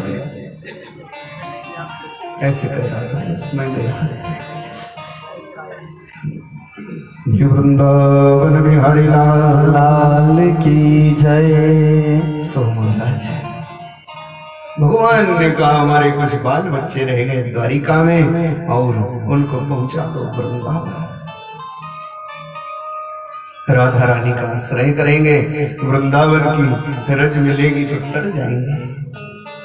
अर्जुन ने कहा ये तो छोटा काम है, ये कर देंगे बाद में, पहले बोलो आपको बाण किसने मारा।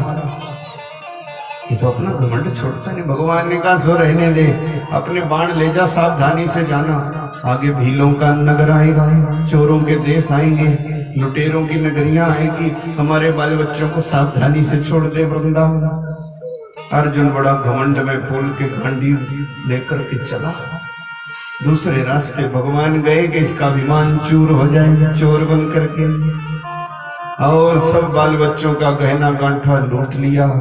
अर्जुन ने बड़े दांव लगाए जी, बड़े भारी तान तान के बाण मारे, एक भी निशाना चोरों को लगा नहीं, और अर्जुन का मुंह लटक गया, सबके गहने गांठे लूट लिए।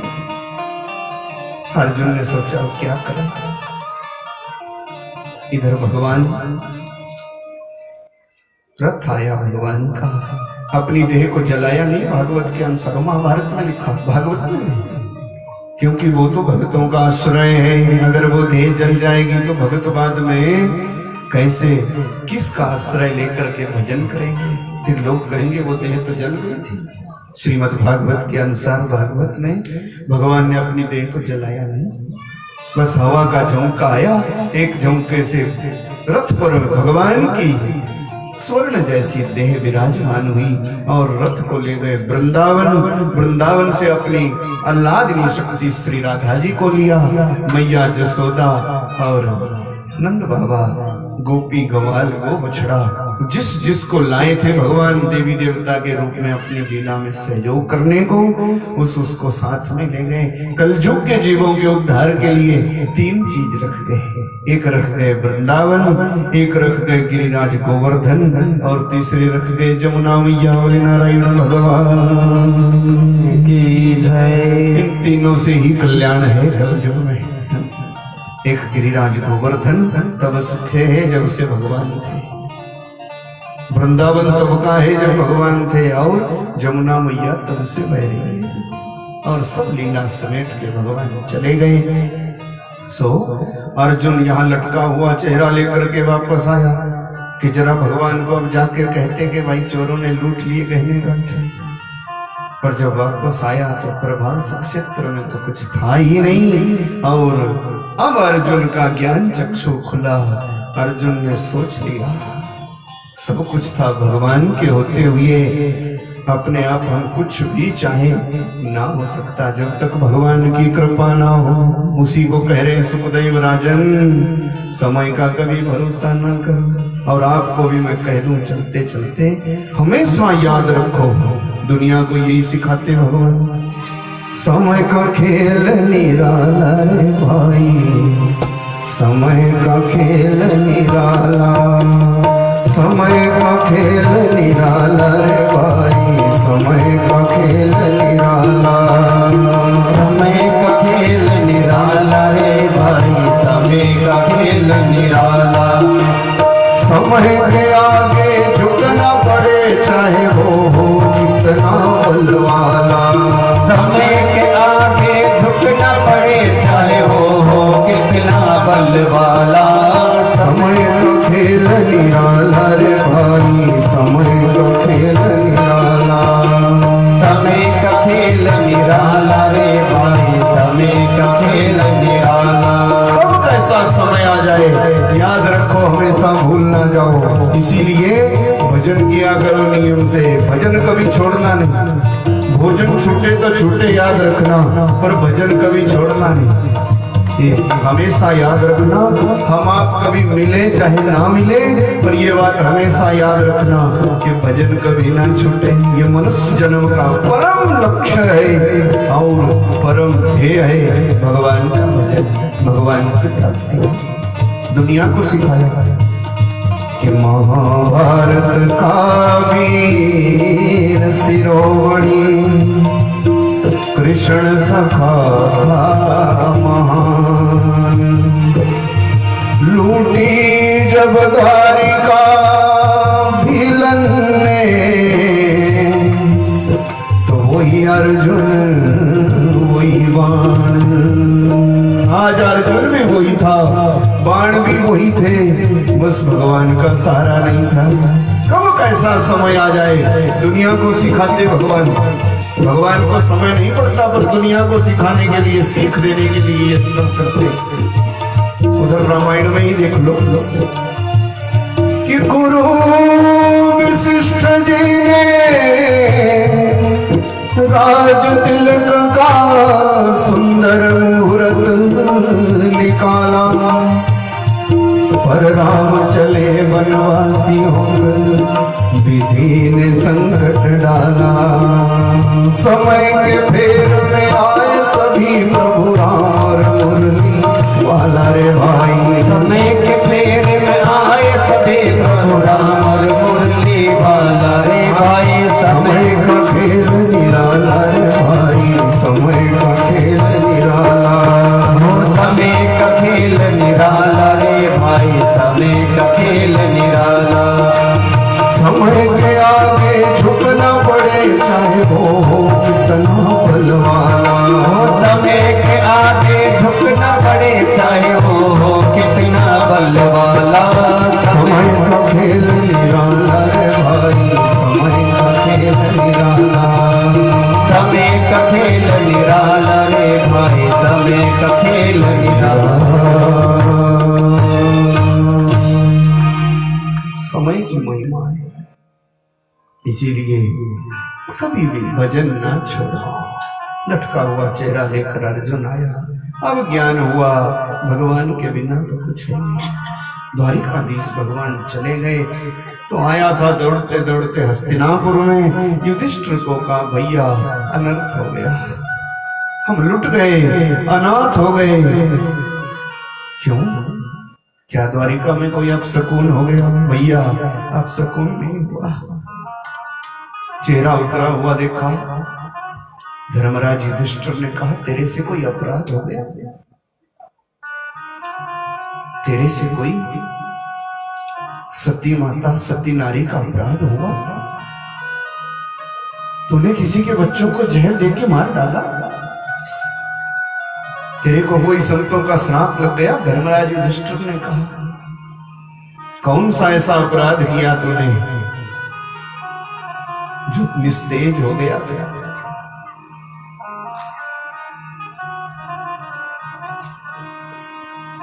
कुछ नहीं कहा, कोई अपराध नहीं किया। तो फिर क्या हो गया? फिर एक और ही कारण है। धर्मराज युधिष्ठिर ने कहा मैं समझ गया, अगर तेरे से ऐसे घिनौने अपराध कोई हुए नहीं तो एक ही अपराध है, तेरा तेज खत्म इसलिए हो गया। मैं समझ गया कि द्वारिकाधीश भगवान चले गए। चीख निकल गई धर्मराज युधिष्ठिर की और एकदम से परीक्षित को बुलाया, मुकुट सिर पर रखा, मंत्री संतरियों से कहा कलयुग आएगा, बच्चे का ध्यान रखना। अब हम नहीं रह सकते क्योंकि द्वारिकाधीश भगवान चले गए। तो धर्मराज युधिष्ठिर ने, महाराज बैठना लेना, बैठ जाओ, कुर्सी ले लो, कुर्सी लो बाबा, बाबूजी की तरह बैठो। बोली वृंदावन बिहारी लाल की जय। अब हम लोगों को कुर्सी नहीं लिखी, कभी कभी मिलती तो बढ़िया है, ले है कि नहीं। सो महाराज दुखी हो गए और धर्मराज युधिष्ठिर ने कहा भगवान का आश्रय नहीं है तो रहना नहीं चाहिए, सब कुछ राजपाट सौंपा परीक्षित तुम्हें और खुद हिमालय की यात्रा पर निकल गए। बस जिस दिल से गए भगवान, आगता कले सर्व साधन बाधक, उसी दिन से कलयुग आ गया राजन। और तूने खुद देखा है सरस्वती के किनारे, ये वही परीक्षित है जिसने 5 स्थान कलयुग को दिए थे, आपको सुनाया था। 45 साल की उम्र में राजन, तेरे को आज से 7 दिन पहले लगा था संत का श्राप। ये कलयुगी माया है, पर ये तेरे पीढ़ी पीढ़ियों का पुण्य है, तेरे पितृ देवताओं का आशीर्वाद है, तेरे जन्म जन्मांतरों का पुण्य है कि तेरे अंत समय में हजारों हजारों महात्मा बैठे हैं। किसी के विदाई में, किसी के अंत काल में कोई महापुरुष आ जाए तो उसका कल्याण निश्चित है, समझ लो। लाखों लाखों संत बैठे और ऐसे ऐसे महापुरुष। राजन तू धन्य है, तेरी महिमा कितनी बखानी की जाए। मैं आ गया सदगुरु की कृपा से और तेरे को सुनाई भागवत की कथा। अब बोल और क्या सुनना चाहता है। इतनी कथा जब कही तो पहले तो परीक्षित बैठे थे ना, सावधान रहते थे। जब गुरुजी कुछ भी कहते तो एकदम कह देते जी गुरुजी, हाँ जी, जी महाराज। इससे चेतना बनी रहती है ना वक्ता की। ऐसे भाव में आकर सुना रहे थे महामुनि सुखदेव। और जब अंत में उन्होंने कहा कि राजन बोलो और क्या सुनना चाहता है, तो अब आगे से कोई जवाब आया ही नहीं। जवाब नहीं आया, तब तार टूटा महात्मा सुखदेव का और उन्होंने देखा पास में कि परीक्षित की तो समाधि लग गई है। बोले नारायण भगवान की जय। ओहो, बड़े भारी खुशी हुई है। फिर कहा राजन, राजन अब कथा का तार टूटा तो परीक्षित जरा सावधान हुए। गुरुजी बोले क्या सुनना चाहता है, कुछ और सुनना चाहता है? बोले अब कुछ भी सुनना नहीं चाहता, अब तो चारों तरफ लग रहा कृष्ण कृष्ण, कण कण में विद्यमान है वो भगवान। ऐसी कोई जगह नहीं जहाँ भगवान नहीं है। गुरुजी बस अब आंख बंद कर लूं और उनका दर्शन करूं, ऐसा आशीर्वाद दो, और कुछ भी नहीं। बड़ा भारी तत्व समझाया। राजन संसार की महिमा बताई और फिर कहा कि सुन, 7 दिनों तक तू मुझसे पूछता गया, मैं तेरे को सुनाता गया। अब चलते चलते एक बात मैं तेरे से पूछ लूं। कहा ना कि गुरुजी अब समाधि करने का मन होता और कुछ नहीं। बोले 7 दिन तक तू पूछता गया, अब एक बात मैं तुझसे पूछ लूं। बड़े बड़े संत लोग बैठे थे, सबने सोचा पता नहीं बाबा क्या पूछ लेगा। सुखदेव कोई छोटी मोटी हस्ती थोड़ी, पता नहीं क्या पूछ लेगा। पर परीक्षित ने तपाक से जवाब दिया, गुरुजी अब तो क्या रह गया, अब जो भी पूछना है सो पूछो। परीक्षित ने यूं कहा तो सुखदेव प्रसन्न होकर एक बात पूछी, राजन सुन, तूने भागवत सुनी है, जरा जवाब देना कि आएगा तक्षक नाग तेरे को काट खाएगा, बोल क्या तू मरेगा? ये प्रश्न किया, क्या तू मरेगा? तपाक से जवाब दिया, गुरुजी कोई डर नहीं है, कोई चिंता नहीं, जब मैं पैदा ही नहीं हुआ तो मरूंगा क्या? न जायते म्रियते वा कदाचित् नान्यं भूत्वा भविता वा न भूयात्। अजो नित्य शाश्वतो अयं पुराणो न हन्यते हन्यमाने शरीरे। गुरुजी, मैं तो आत्मा हूँ, मैं शरीर नहीं हूँ। शरीर मरता है, शरीर पैदा होता, देह कोई कभी बैल की मिलती, कभी घोड़े की मिलती, कभी मनुष्य की मिलती। जीवात्मा तो अजर अमर है। मैं उस देह में रहने वाला देही हूँ, मैं देह नहीं हूँ, मैं शरीर नहीं शरीरी हूँ।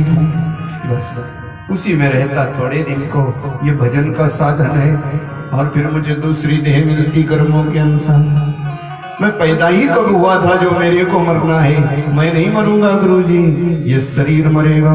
सुखदेव ने कहा बस अब तेरे को कुछ और सुनाने की जरूरत भी नहीं। बोली भागवत भगवान की जय। देह को मैं मानना ही तो सबसे बड़ी गलती है। ये शरीर कर्मों से मिलता है, कर्मों का बंधन मुक्त हो जाने पर खत्म हो जाता है। ये तो भजन का साधन है। और जब हिसाब पूरा होगा तो फिर इस देह को छोड़ के जीवात्मा अगले पड़ाव में चला जाएगा। सब कर्म गति बलवान। राजन, अगर ये ज्ञान तेरे को हो गया कि मैं परमात्मा का विनाशी अंश हूं, ना मैं कभी मरता ना पैदा होता, कि नैनं छिदन्ति शस्त्राणि नैनं दहति पावक, न चैनं कलयदन्तापो न स्वस्यति मारुत। आत्मा अजर अमर है, ना इसको जल गीला कर सकता, न वायु सुखा सकता, ना शस्त्र काट सकते, ना आग जला सकती।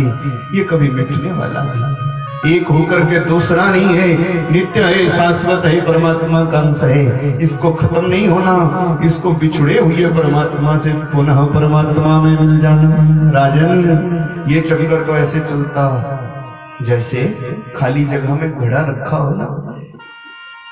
परीक्षित से कहा तू समझ गया? बोले मैं समझ गया गुरुजी। क्या?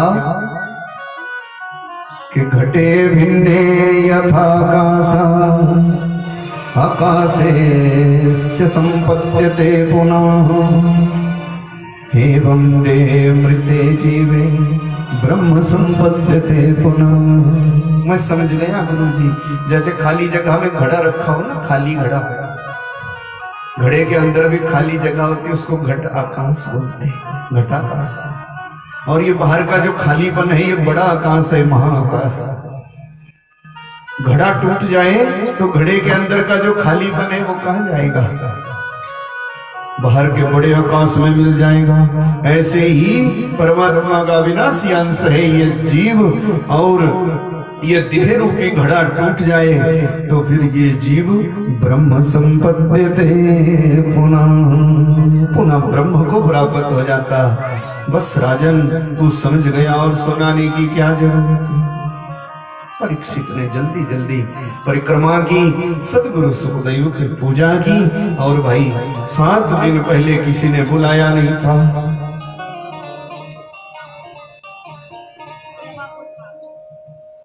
क्या करना? सेवा कथा में थोड़ी होती है, अपराध करते हो। बोलिए नारायण भगवान की जय। सेवा ही तो कर रहे हैं इतना दूर से आके, इससे बड़ी और सेवा क्या करूं? बोलिए नारायण भगवान की जय। ये बड़ी सेवा है कथा की, समझ में तो आ रहा है। मैंने तो पक्का सीखा है, बुजुर्गों से सीखा है ना जी।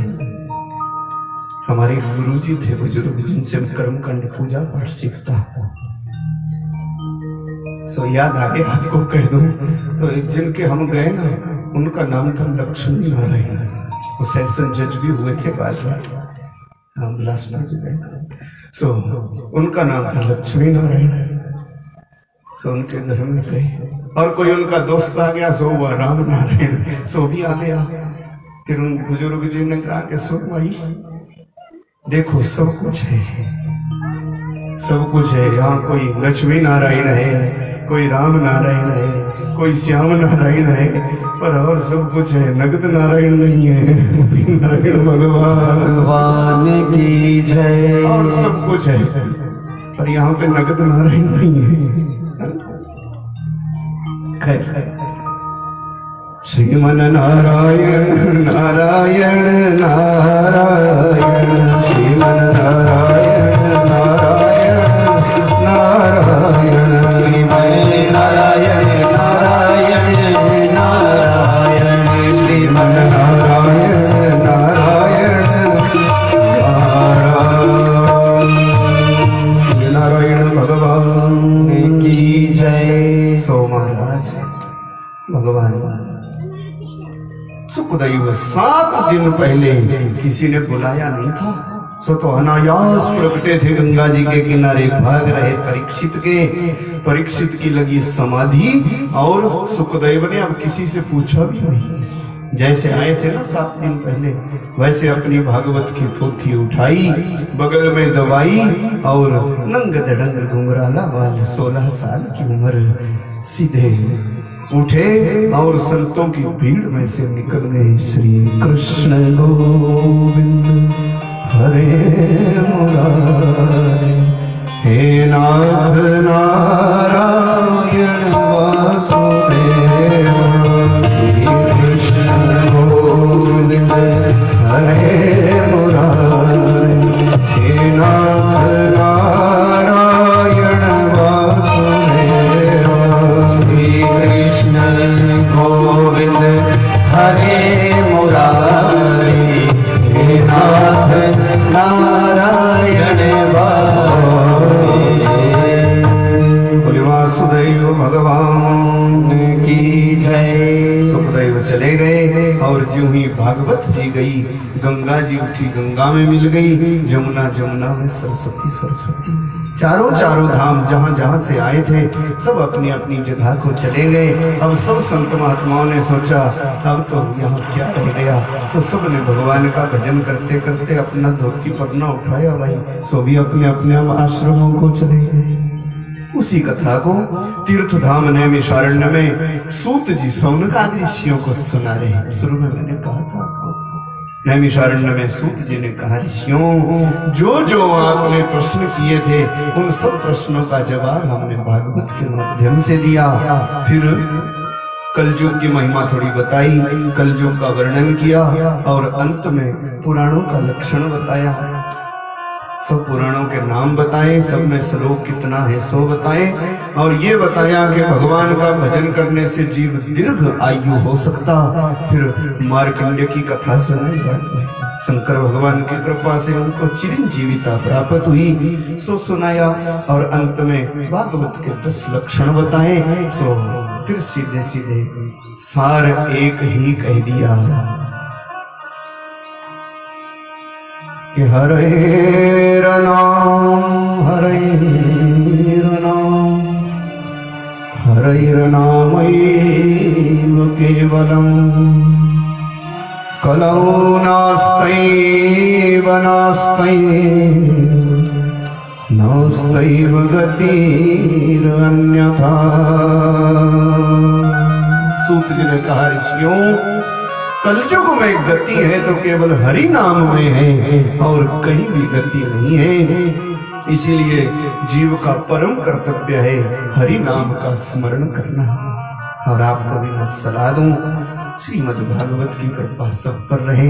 आप बड़भागी हैं, हरि नाम कभी छोड़ना नहीं। भगवान के नाम में सब त्रुटियों को पूरा करने की ताकत होती। खैर यहाँ पर मैं नहीं मानता कि भगवान की कृपा ना रही हो, कोई त्रुटि आई हो, ऐसा तो हुआ नहीं। सब प्रेम से, नियम से, आप सबके पुण्य सहयोग से इस परिवार के भक्ति भाव में सम्मिलित होकर के हम सब ने भगवान का उल्टा सीधा भजन किया।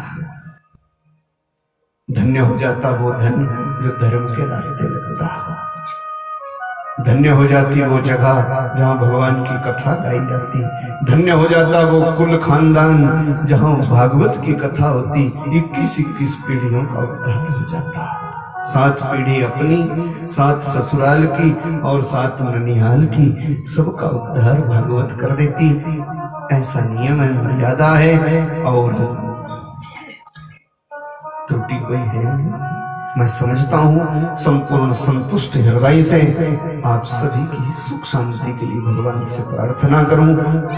आशीर्वाद नहीं दे सकते हम लोग, इतनी औकात नहीं अपनी, पर भगवान से अपने पूरी संतुष्टि के साथ आप सभी की मंगल कामना के लिए, आप सभी के शुभ संस्कारों में बढ़ोतरी के लिए मैं ठाकुर से प्रार्थना करूं।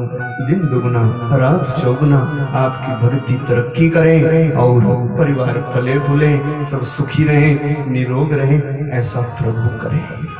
अधिक क्या, सर्वे भवन्तु सुखिनः सर्वे सन्तु निरामयाः सर्वे भद्राणि पश्यन्तु मा कश्चित् दुःखभाग् भवेत्। सब सुखी रहे, निरोग रहे, कोई पीड़ा नहीं, कोई दुख नहीं, खूब भजन आपसे होता रहे। और मैं तो भगवान से प्रार्थना करूं, आप तो बड़भागी लोग हैं, कई बार संतों का आवागमन आपके यहाँ होता रहता है। अभी भी बाबा बालजी महाराज आने वाले हैं, तो आप सब इस लाभ को जरूर लीजिएगा, कभी भी ऐसा मौका जाने मत दीजिएगा। और भगवान से मैं प्रार्थना करूं, ऐसे पुण्य कार्य, संतों का आवागमन, और अधिक क्या कहूं, भगवान की कथाएं भी आपके गांव में कई बार होती रहे, कई बार। हम आप मिले चाहे ना मिले, पर आप सत्संग से कभी वंचित ना रहे, ऐसा मैं ठाकुर से वंदना करूं। फिर त्रुटि तो पूरा भगवान ही कर सकते हैं। सब त्रुटियों को पूरा करने के लिए हरि नाम केवल पर्याप्त है। सो यहाँ पर कमी तो मैं समझता नहीं, फिर भी त्रुटि हो जाती, जीव है, सर्वज्ञ तो भगवान ही है ना। फिर भी हम सब मिलकर के भगवान से प्रार्थना करेंगे, उनके नाम में वो ताकत है। 3 बार हाथ उठाकर मेरे साथ सब हरे नमः का उच्चारण करेंगे, जिस नाम में सब पाप दोषों को मिटाने की ताकत है।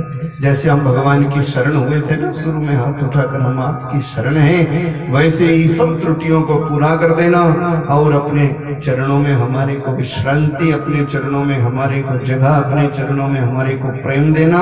ऐसी प्रार्थना के साथ 3 बार मेरे साथ प्रेम से सब लोग इस भागवत यज्ञ की पूर्णता के लिए 3 बार कि हरे नमः, हरे नमः, हरे नमः, हरे नमः, हरे नमः, हरे नमः।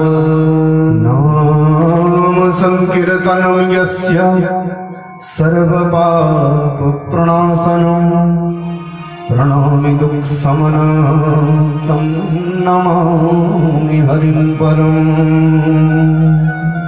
जिन परम पिता परमात्मा का नाम स्मरण करने से जीव के समस्त दुख पीड़ा ताप साप नष्ट हो जाते, उन भगवान के चरणों में प्रणाम करते हुए आज की श्रीमद् भागवत की इस दिव्य गाथा को मैं पूर्ण रूप में पर विश्राम करूं।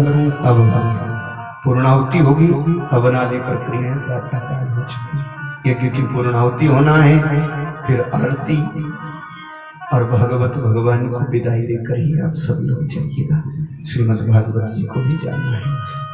और 2 दिन बाद ही चंडीगढ़ में होने वाली श्रीमद् भागवत की कथा, आपका कहीं टूर लगता हो ना बाबा जी, आप तो जरूर आओ। 20 से 27 तारीख तक श्रीमद् भागवत की पुण्य गाथा गाई जाएगी। और भी आगे आगे ठाकुर की कृपा रही तो अभी 24 मई तक तो हमें लगातार बोलना है। ठाकुर की रहे कृपा, आप सबका पुण्य आशीर्वाद। आज की गाथा को यहीं पर विश्राम, बस अधिक क्या, अब पूर्णाहुति होगी और फिर भागवत को विदाई देकर ही सो जाएंगे। होम मेला 2 घड़ियां दा मेला, मेला बीत जाएगा। मेला 2 घड़ियां दा मेला, मेला बीत जाएगा। मेला 2 घड़ियां दा मेला, मेला बीत जाएगा। और सब लोग अपनी जगह पर ही 2 मिनट बैठे रहें, अभी पूर्णाहुति होना फिर आरती। मेला 2 घड़ियां दा मेला, मेला बीत जाएगा।